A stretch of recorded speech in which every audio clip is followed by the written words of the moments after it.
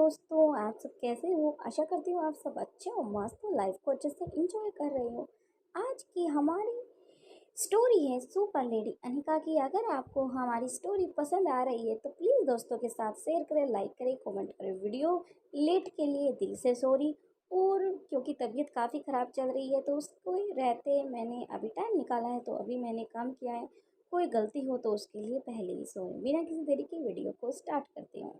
दमयंती का इशारा पाते ही डॉक्टर हाँ में अपनी गर्दन हिला देता है और फिर अपने काम में लग जाता है। दमयंती वहीं खड़ी होकर सारी चीजें बारीकी से देख रही थी ताकि जो डॉक्टर कह रहा है किसी तरह की इस चीज में खामी नहीं बरती जाएगी।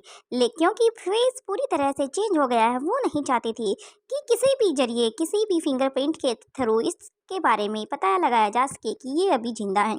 मैंने इसे मृत घोषित कर दिया है और सबके दुनिया यानी कि खुद अनिका ने इसे मारा है और अनिका के लिए ये मर चुकी है। लेकिन अब ये मर चुकी है, लेकिन ये मेरे और अनिका के सामने आने वाला बहुत बड़ा तूफान है। इसलिए इसे मैं बहुत अच्छे तरह से तैयार करके उसके सामने भेजूंगी ताकि ये हर बार से अपने आप को उससे पहले ही उसका मुंह तोड़ जवाब दे। अब दमयंती ये बातें सोच रही थी तो डॉक्टर अपने काम में व्यस्त था। तो दूसरी तरफ दिल्ली में ही एक जगह पर कुछ बहुत ही खतरनाक काम चल रहा था। दिल्ली के एक मेंटल हॉस्पिटल था जो दिल्ली में एक बहुत बड़ा था, जो बाहर से देखने में तो एक नॉर्मल मेंटल हॉस्पिटल जैसा ही लग रहा था, लेकिन उसमें काम और हॉस्पिटलों के मुकाबले काफ़ी सख्ती और काफ़ी डरावने तरीके से किया जा रहा था। लेकिन बाहर से देखने में तो नॉर्मल मेंटल हॉस्पिटल जैसा ही काम उसमें चल रहा था, लेकिन वह उसके विपरीत था। ये कहे कि वह एक रहस्यमयी हॉस्पिटल बन चुका था। सब पेशेंट का ट्रीटमेंट भी अच्छे तरीके से किया जा रहा था डॉक्टरों के द्वारा।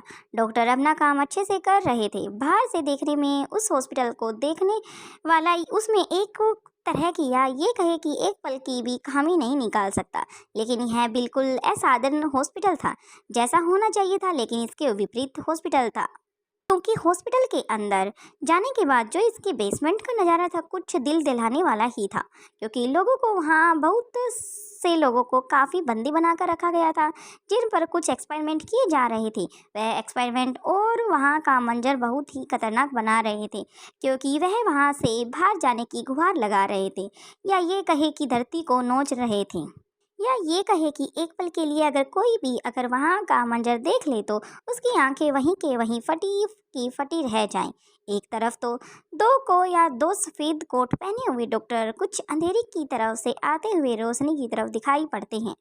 वहाँ से आते हुए वो एक रूम की तरफ चले जाते हैं और फिर वहाँ पर जो बॉडी रखी हुई थी उनमें कुछ अपने कोट से कुछ निकालते हैं। उसके बाद उनकी बॉडी में इंजेक्ट कर देते हैं। जैसे ही वे उन लोगों की बॉडी में इंजेक्ट करते हैं, वह लिक्विड जैसे जैसे ये उनकी बॉडी के अंदर जाना स्टार्ट करता है तो कुछ ही मिनटों के बाद उन लोगों की बॉडी अचानक से मूवमेंट करना स्टार्ट कर देती है। उनकी बॉडी का बदलाव बिल्कुल नॉर्मल नहीं लग रहा था। जहाँ और दवाई अपना काम दिखाने में कम से कम एक या दो से पाँच से में तो अचानक से ही मूवमेंट देखने को मिलती है।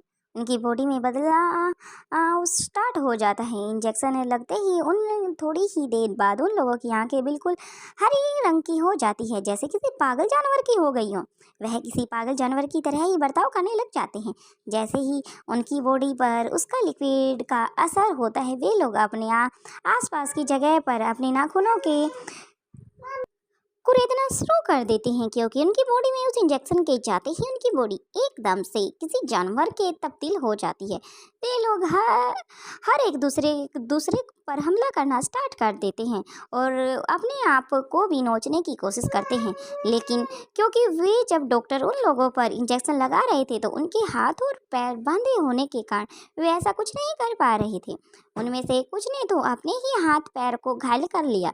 उनके नाखूनों के कुरेदने के निशान उनकी बॉडी पर कुछ ऐसे नजर आ रहे थे जैसे किसी जंगली जानवर ने अपने पंजों से वार किया हो।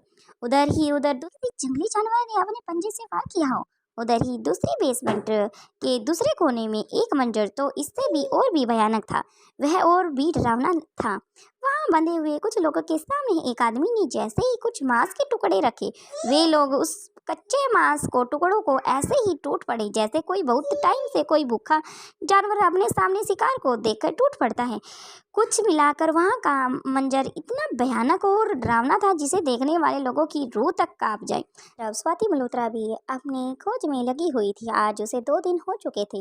वह अपने काम को अंजाम देने की कोशिश कर रही थी क्योंकि उसने एक लिक्विड तैयार किया था जिसे किसी भी इंसान यानी कि या ये कहे कि मेंटल जानवर को अगर इससे इंजेक्ट किया जाता है तो वह नॉर्मल वापस अपने पहले की तरह हो जाएगा। ये सब एक्सपेरिमेंट वो कर चुकी थी लेकिन अभी इसमें सफलता पाने का पूरा टाइम था, लेकिन अभी उसने ये किसी पर एक्सपेरिमेंट करके नहीं देखा था।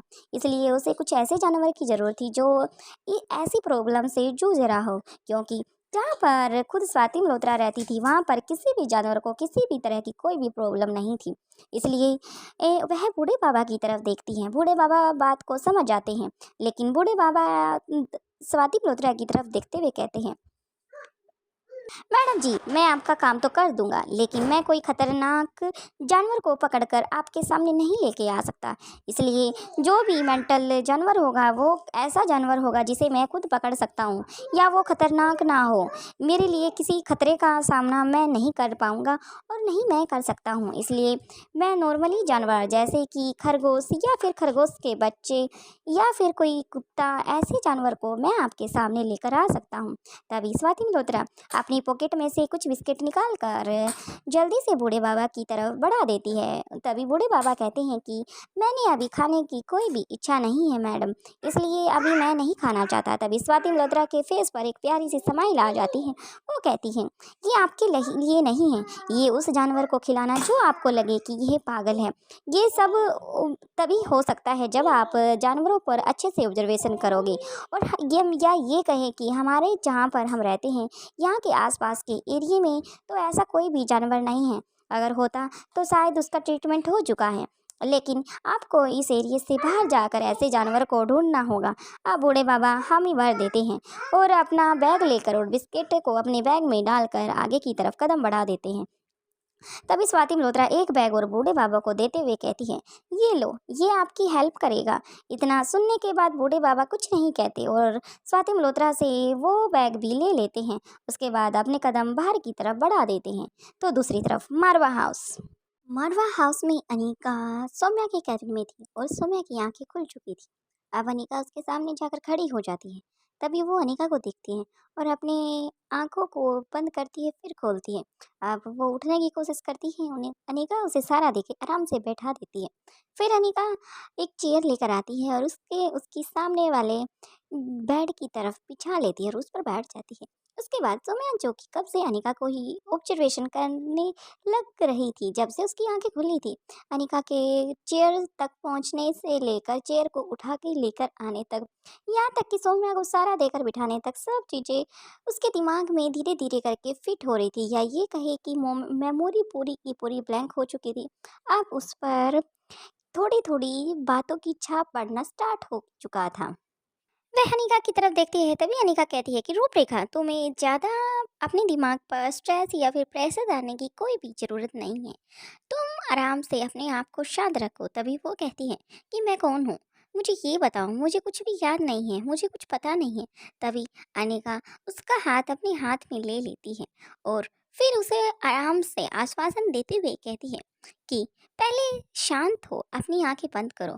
फिर काउंटिंग अनिका स्टार्ट करती है 10 तक।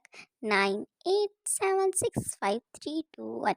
फिर वह सौम्या को कहती है कि अपनी आइज ओपन करो। ऐसे ही सौम्या अपनी आंखें खोल देती है। तभी अनिका उसे कहती है कि तुम्हारा नाम रूपरेखा है, तुम मुझे गंभीर अवस्था में एक नदी किनारे मिली। उसके बाद मैं तुम्हें अपने घर ले आई और जब से कहती है कि तुम्हारा छोटा सा ही एक्सीडेंट हुआ था, उसके बाद से ही तुम्हारी जो याददाश्त थी वो पूरी की तरह पूरी जा चुकी है, क्योंकि तुम्हें अभी होश 24 घंटे के बाद आया है। और उससे पहले भी तुम अपनी आंखें बंद करके भी कुछ बड़बड़ा रही थी, यानी कि ये कह रही थी कि मैं रूपरेखा हूँ, मुझे तुम्हारी ज़रूरत नहीं है। ये सब तुम आवाज़ लगा रही थी, इसलिए मुझे तुम्हारे नाम का पता चला। लेकिन तुम मुझे जहाँ पर मिली तुम्हारी आइडेंटिटी प्रूफ वहाँ पर कुछ नहीं था, सिर्फ तुम्हारे सिवा। अब रूपरेखा अपनी आंखें बंद करके बस फिर दोबारा खोलती है और अनिका को कहती है कि ठीक है। अब अनिका की तरफ देखते हुए कहती है, अब मुझे क्या करना है और मैं कहाँ जाऊँ, मेरा घर कहाँ है?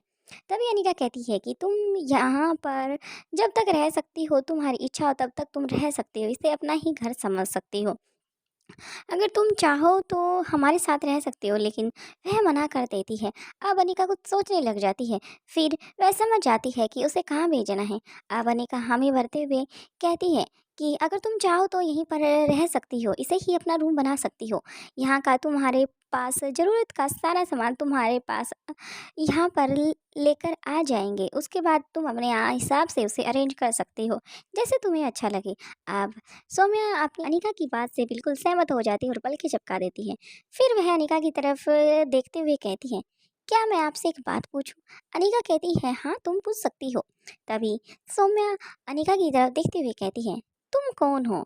तभी अनिका कहती है कि मैं और कोई नहीं अनिका हूँ। मेरा नाम अनिका है और मुझे तुम गंभीर अवस्था में मिली, ये तो मैंने तुम्हें पहले ही बता दिया है।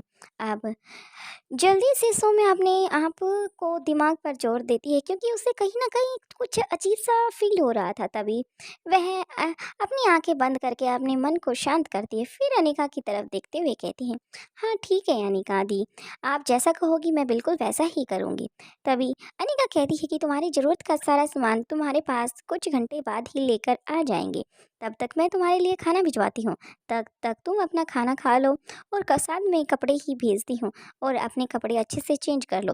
तभी अनिका वॉशरूम की तरफ इशारा करती है और वह वहाँ की तरफ अपने कदम बढ़ा देती है, क्योंकि अनिका इसे ज़्यादा और ना तो बात करना चाहती थी, ना कुछ ज़्यादा समझाना चाहती थी। वह बस समय पर छोड़ना चाहती थी, ताकि समय के साथ साथ यह अपने आप को ही अपने जगह के अकॉर्डिंग ढाल ले और मुझसे बात करना या फिर अपने आप बातों को समझना स्टार्ट कर दे। अनिका बस यही तो उससे चाहती थी। उसके बाद अनिका ने भी सोच रखा था आगे क्या कुछ करना है, क्योंकि लंबे अरसे तक अनिका भी इसे अपनी इस अंडरग्राउंड लैब में नहीं रख सकती थी। अब अनिका वहाँ से चली जाती है और रूपरेखा अपना अंदर वॉशरूम में फ्रेश होने के लिए चली जाती है। तभी अनिका जल्दी से बाहर जाती है और कुछ कपड़े लेकर अपने रूम से आ जाती है और रूपरेखा के बेड पर रख देती है और वापस अपने रूम की तरफ अपने कदम बढ़ा देती है। तभी वह अंदर जाते हुए जल्दी से उसे जैसे ही वह आगे की तरफ कदम बढ़ाती है, उसे भूमि सामने से आती हुई दिखाई देती है। तभी भूमि अनिका के पास आते हुए कहती है, अनिका तभी अनिका जैसे ही अपने रूम की तरफ जाती है तो उसे सामने से भूमि आती हुई दिखाई देती है। तभी अनिका भी वहीं खड़ी हो जाती है, क्योंकि उसे भूमिका से कुछ बात करनी थी। भूमिका भी अनिका की से बात करना चाहती थी, इसलिए उसके पास ही आ रही थी। अब अनिका आगे कुछ कहती उससे पहले ही भूमि उसकी तरफ सवाल ताक देती है। कहती है कि मेरे पास इंस्पेक्टर अरबाज की कॉल आई थी और मुझे डिपार्टमेंट ज्वाइन करना है। इसमें आप क्या कह सकती हो? क्या आप का मेरे लिए कोई ज़रूरी काम हो तो आप बता दो, क्योंकि पहले मैं आपका काम करना ही सही समझूंगी। अब अनिका कहती है कि नहीं, क्योंकि मैं भी इंस्पेक्टर अरबाज के लिए काम करना स्टार्ट करने वाली हूँ, क्योंकि मैं भी डिपार्टमेंट ज्वाइन करने वाली हूँ। इसलिए अब अच्छी बात है ना कि हम दोनों दोबारा फिर अपनी नई मिशन की तरफ कदम बढ़ाएंगे। अब भूमि के फेस पर भी स्माइल आ जाती है। तभी वो कहती है कि ठीक है, मैं अब चलती हूँ। इतना कहने के बाद भूमि अपने कदम मारवा हाउस से बाहर की तरफ बढ़ा देती है। तो वहीं दूसरी तरफ और रोहित भी आ जाता है और अब बच्चे जो अभी तक हॉल में बैठकर ही बातें कर रहे थे, तो रोहित को देखने के बाद तीनों ही बच्चे उठकर अपनी जगह पर रोहित की तरफ कदम बढ़ा देते हैं। और जल्दी से रिया तो काफ़ी खुश हो गई थी, क्योंकि उसने 2 दिन बाद अपने डैड को देखा था और कहीं ना कहीं उसे लग रहा था कि अब हमें यहाँ से भेज दिया जाएगा, क्योंकि ये ज़रूरी भी है और सही भी है। इसके साथ ही तीनों बच्चे अपने पापा के साथ अपने बेडरूम की तरफ कदम बढ़ा देते हैं। रोहित अपनी बेडरूम में न जाकर बच्चों वाले बेडरूम की तरफ कदम बढ़ा देता है, तो वहीं अनिका भी ये देख ही रही थी। वो भी बच्चों के रूम की तरफ कदम बढ़ा देती हैं। तीनों बच्चे आराम से बैठकर बातें कर रहे थे, तो अनिका और रोहित भी बच्चों के में शामिल हो चुके थे। तभी एक दूसरे की बात बता रहे थे, तो बच्चे आपस में एक दूसरे की टांग भी खींच रहे थे। तभी अलेक्जेंडर, आर्यन और रिया तीनों ही बहन भाई कुछ एक गेम खेलते हैं, जो कि ट्रू फॉल्स का गेम होता है। एक बोतल को पानी की बोतल जल्दी से रिया उठाकर लेके आती है, ज़मीन पर उसे रखती है और फिर उसे घुमाती है और ऐसे करके एक दूसरे से क्वेश्चन पूछते हैं और उसका आंसर देखते हैं। कुछ टाइम तक ऐसे ही रहते हैं, फिर रिया के मन में आता है। फिर वह अपने पापा से पूछती है, पापा क्या अभी हम और दिन यहाँ पर नहीं रह सकते, क्योंकि पता नहीं फिर कब आप हमें यहाँ पर बुलाओगे, इसलिए अभी आए हैं तो 1-2 दिन आप लोगों के साथ भी रहकर फिर आप बोलोगे तभी हम चले जाएंगे। अब अनिका जो कि रोहित की तरफ देखने लग जाती है, क्योंकि खुद रोहित भी इसका आंसर नहीं जानता था तो अनिका भी इसका आंसर नहीं जानती थी।